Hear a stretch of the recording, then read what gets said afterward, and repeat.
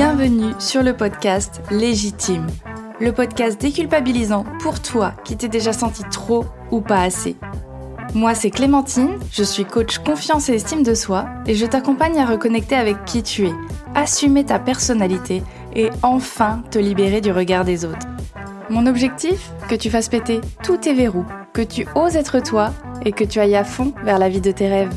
Retrouve chaque semaine des conseils, des clés, des retours d'expérience pour booster ta confiance et comprendre enfin que tu as de la valeur et que tu es légitime. Alors, tu es prête ? Bonjour et bienvenue dans le 13e épisode de Légitime. Dans cet épisode, j'ai envie de te parler de l'importance de tes pensées sur ton quotidien, sur ta façon de te percevoir et la façon dont ça influence ta relation aux autres. Comment, avec une simple pensée, tu peux t'écarter de tout ce qui compte pour toi, de tout ce qui te fait rêver. Ou au contraire, arriver à déplacer des montagnes, ou presque. Je vais t'expliquer un petit peu comment ça fonctionne dans la masse visqueuse qui nous sert de cerveau, et comment transformer tes pensées au service de ta vie, et non en sa défaveur. Et évidemment, si l'épisode te plaît, je t'invite à laisser une note et un avis sur ta plateforme d'écoute afin de diffuser les déclics au plus grand nombre.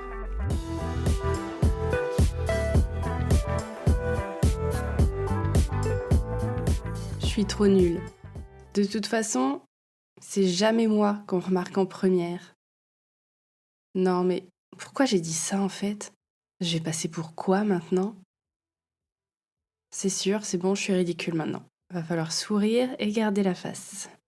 De toute façon, j'arrive jamais à rien. Il n'y a que pour les jolies filles que ça marche.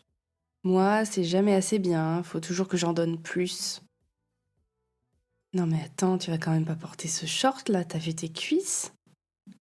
Tout ça là, ce sont des pensées qui m'ont traversée, et même qui ont posé campement dans ma tête, au cours de mes 30 dernières années. En vrai, j'abuse parce que j'avais pas la capacité en étant bébé de penser ça, mais t'auras compris le principe. Des pensées qui, j'ai pas besoin de te faire un dessin, je crois, ne m'aidaient pas tellement à aller de l'avant ni à améliorer mon estime de moi, qui était assez instable à ce moment-là, tu l'auras compris. En plus, ces pensées, j'avais tendance à les nourrir, à me raccrocher à chaque preuve, parce que oui, quand t'es déterminé, t'en trouves des preuves de ce que tu te racontes. Coucou le biais de confirmation. Donc chaque preuve qui venait me confirmer ma pensée. Et donc j'y ai cru à toutes ces pensées. J'en ai fait des convictions sur moi. Et c'était bien ça le problème. C'est que c'est venu directement jouer sur mes actions derrière, sur ma façon d'agir, de me comporter avec moi et avec les autres. Parce que, à penser qu'on n'est pas assez intéressant, on finit par agir comme tel. On évite de se mettre en avant pour pas que les gens se rendent compte qu'on n'a rien de fou à dire finalement. On reste dans notre coin et on finit par vraiment devenir inintéressante. Ou la bonne copine qui reste toujours un pas derrière les autres. Parce qu'après tout, comment ça pourrait être autrement ? Comment on pourrait paraître intéressante aux autres si on s'approche plus des gens ? Et après, tu rentres dans un cercle vicieux finalement. Puisque tu te confirmes que les gens ne s'intéressent pas à toi, donc t'essayes de moins en moins, tu te sens de moins en moins intéressante, et tu te renfermes sur toi-même. Et donc ça, je sais que ce sont des pensées qui te traversent parfois l'esprit à toi aussi, et qui restent, qui s'installent. C'est un peu comme un coloc assez gênant, qui laisse ta vaisselle sale partout, ses vieilles chaussettes sur le canapé, qui invite des potes en soirée tous les soirs sans que toi tu puisses dormir. Tu vois de qui je parle ? Celui dont il est difficile de se débarrasser. Et au final, c'est normal, parce que tu finis par t'habituer. Ça devient une habitude. C'est chiant, mais c'est comme ça. Qu'est-ce que tu pourrais bien faire d'autre ? Tu vas pas le virer de chez lui non plus. Mais un jour, à partir de 2015, je pense, j'ai commencé à travailler sur moi, à changer de point de vue, à lire évidemment beaucoup de livres de développement personnel, mais surtout à analyser un petit peu plus ce que je pensais de moi, ce que j'étais en train de me raconter. C'était un petit peu de l'auto-coaching à cette époque-là. Et j'ai compris plusieurs choses par rapport à ça. J'ai compris que j'étais pas obligée de croire à tout ça. J'étais pas obligée de prendre toutes mes pensées comme des vérités. Et heureusement, parce que des fois j'ai tellement les pensées qui partent dans tous les sens, mon imagination qui part dans tous les sens, euh, peut-être qu'aujourd'hui je serais une licorne actuellement. Donc ce que je veux dire, c'est que j'ai compris que je pouvais prendre les pensées qui m'étaient utiles, qui allaient pouvoir m'aider, me motiver, me faire avancer, et que je pouvais laisser de côté celles qui me faisaient reculer, celles qui me bloquaient dans mon quotidien. Et c'est ça que j'ai envie de te montrer dans l'épisode. T'expliquer un petit peu comment ça fonctionne dans notre cerveau par rapport à nos pensées, nos comportements, etc. Et évidemment te donner des astuces, des pistes pour que tu puisses à ton tour agir sur tes pensées, les modifier pour qu'elles aient un impact significatif sur ton quotidien. Le but, c'est pas de les contrôler, de les supprimer, parce que de toute façon, c'est pas possible. Il y en a trop, elles sont là pour une raison, mais par contre, t'es capable de sélectionner celles qui seront plus importantes pour toi.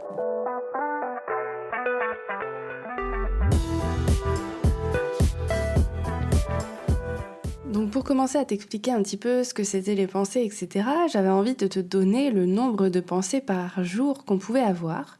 Sauf que quand tu cherches un petit peu, t'as différents chiffres, entre 6 000 et 60 000. Et pour éviter de te donner de fausses infos, j'ai envie que tu retiennes une seule chose finalement, c'est que c'est énorme comme nombre. C'est que tu as des milliers et des milliers de pensées qui te traversent chaque jour. Et là, tu comprends que tu pourras pas les contrôler parce que ça serait quand même assez incroyable et il y en a surtout qui sont automatiques ou certaines auxquelles tu ne fais pas attention parce que ton cerveau fait le tri.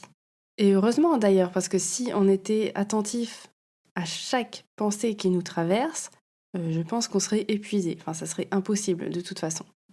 Donc ton cerveau, il fait le tri sur ce qui lui parle le plus, sur des choses qu'il connaît déjà, sur des choses qui semblent importantes, qui viennent confirmer des informations que tu penses sur toi, sur les autres, sur le monde. J'en ai déjà parlé, mais il sélectionne les informations qui sont liées à des expériences déjà connues, déjà vécues. Il va aussi sélectionner en fonction de, on va dire, tes préférences sensorielles.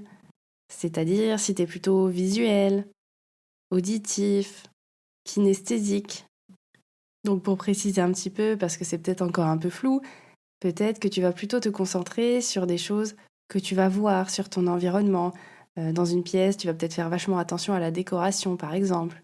Ou alors, au contraire, tu vas faire attention à la musique. Et là, ça serait de l'auditif. Ou alors, tu vas plutôt faire attention à comment tu te sens. Ou au toucher, peut-être. Aux matières que tu auras dans la pièce, sur les coussins, par exemple, etc. Bref, tu auras compris, ton cerveau, il sélectionne en fonction de toi, de ta personnalité, de ce que tu as vécu, et donc de tes croyances aussi. Donc c'est très très subjectif. J'aimerais que tu t'en rappelles. Et en fait, une pensée, c'est une activité psychique, c'est une réaction aux stimuli de la vie finalement. Elle arrive suite à un élément déclencheur.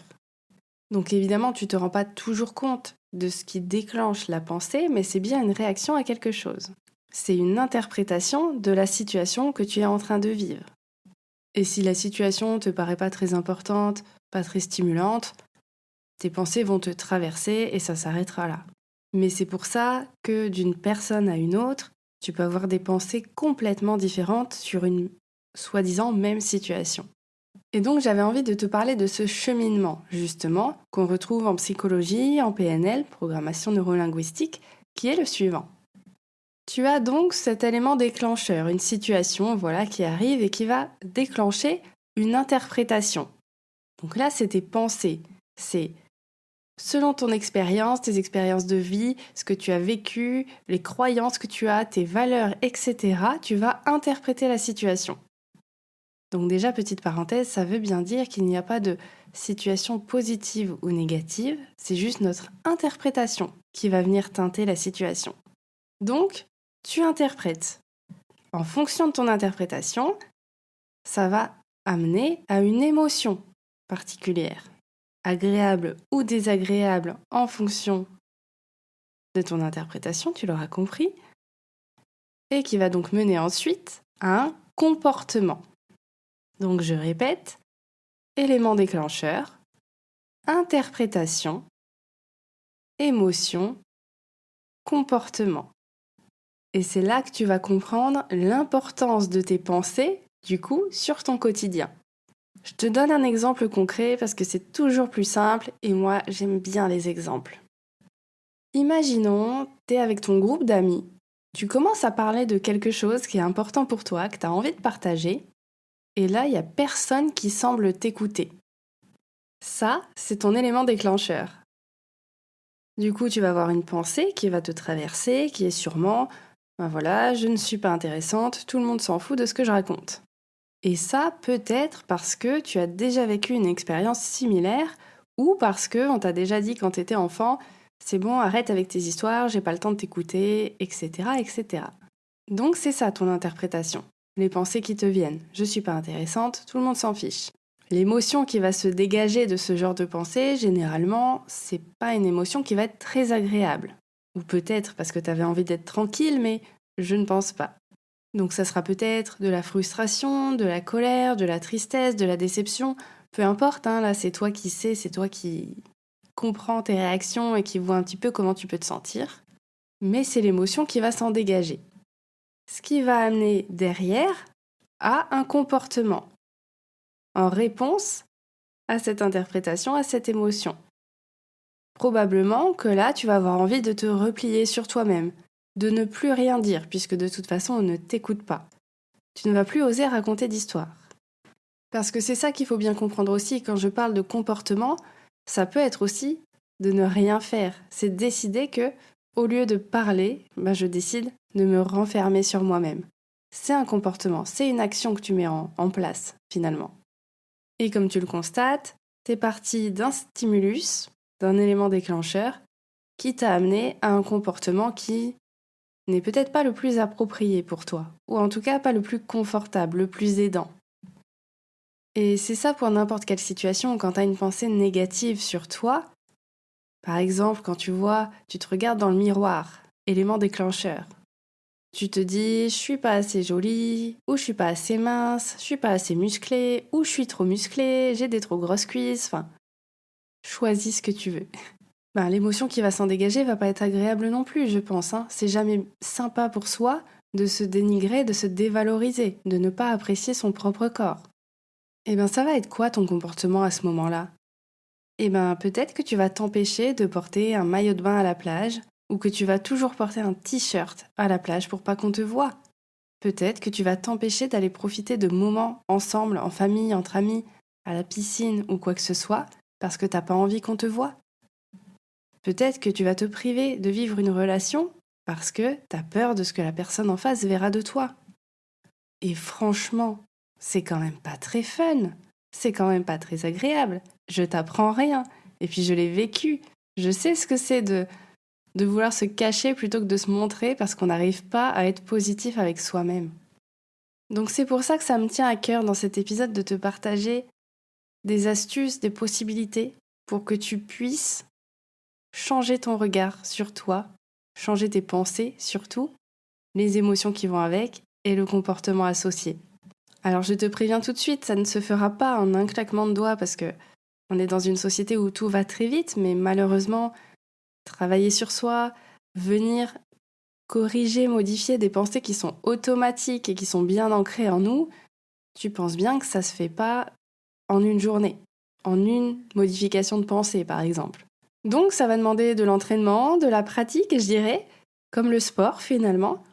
Mais je peux t'assurer que ça te fera énormément de bien et que ça va être un outil super pratique et super efficace pour toi pour atteindre tes objectifs, tes envies, tes projets, sans te sentir bloqué par ces pensées, la parasite intrusive qui n'aident pas beaucoup. Donc mon premier conseil, ça va être évidemment de commencer à observer ces fameuses pensées. Et là, tu vas me dire, ok Clémentine, tu nous as dit qu'elles étaient automatiques, limite inconscientes, alors comment je fais? Eh bien, il y a un psychiatre, Monsieur Beck, qui a inventé ce qu'on appelle les colonnes de Beck. En fait, ça va être un outil qui va te permettre d'analyser une situation, de voir comment tu t'es senti, ce que tu as pensé, un petit peu ce dont je te parlais au début, et qu'est-ce que tu pourrais penser de différent.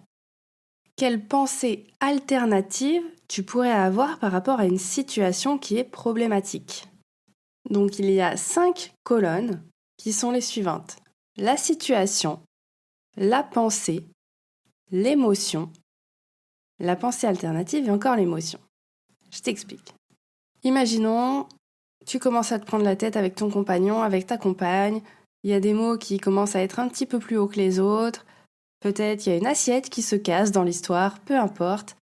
Tu te rends compte que ton comportement, il était peut-être pas trop approprié, ou en tout cas pas très sain pour toi. Eh bien, tu vas commencer à analyser la situation. Qu'est-ce qui s'est passé ? C'était quand ? C'était avec qui ? Qu'est-ce qui a été dit ? Qu'est-ce qui a été fait ?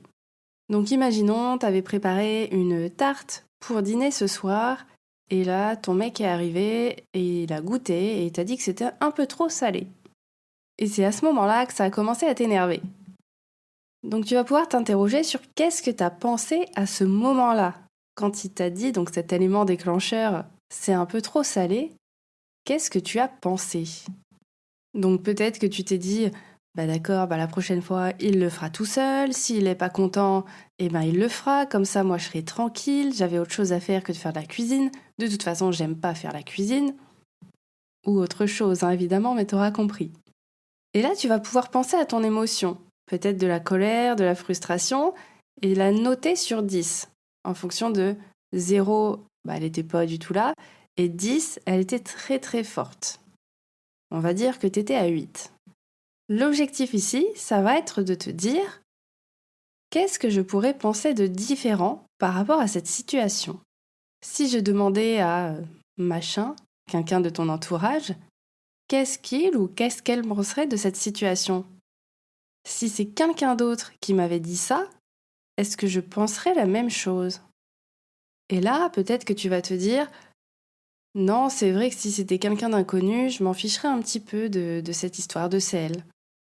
Ou alors, peut-être qu'il me dit ça juste pour améliorer la recette la prochaine fois.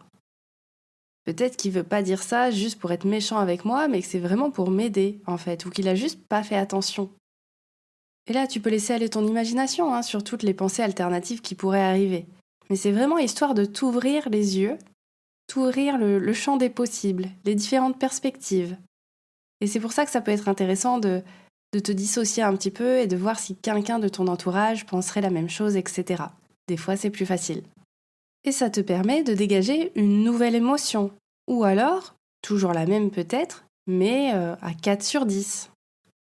Et de fil en aiguille, ça te permettra probablement la fois suivante, parce qu'on sait que ça arrive de toute façon, de penser différemment, de te mettre en colère moins rapidement et peut-être d'ouvrir le dialogue par rapport à ça. Parce que je l'ai déjà dit dans un autre épisode, mais si tu as un doute là-dessus, le mieux c'est de lui demander ou de lui parler de ce que tu as ressenti par rapport à sa phrase. Mais au moins, tu auras la capacité de faire ça. Pour t'aider un petit peu, je te mettrai en description un lien Google Drive pour que tu puisses télécharger le tableau si tu veux le remplir chez toi. Parce qu'évidemment, c'est bien de le faire sur du long terme, c'est bien de le faire dès que tu sens qu'il y a une situation dérangeante, de commencer à analyser qu'est-ce qui s'est passé, qu'est-ce que je me suis dit, comment je me sens.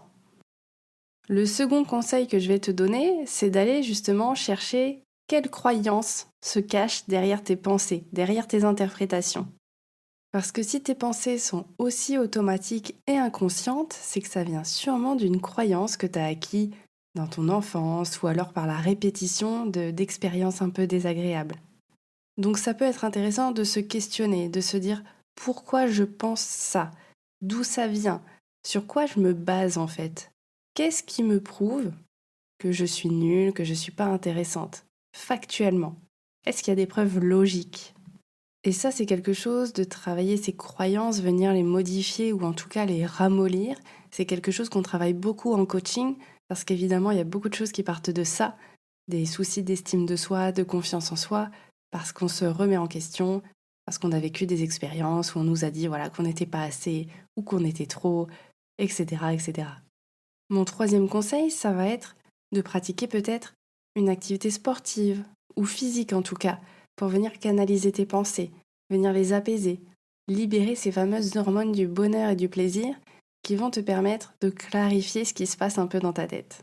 Dès que tu sens que tu commences à ruminer, à partir dans tous les sens et à te créer un cercle vicieux de pensées négatives, tu peux commencer à aller marcher.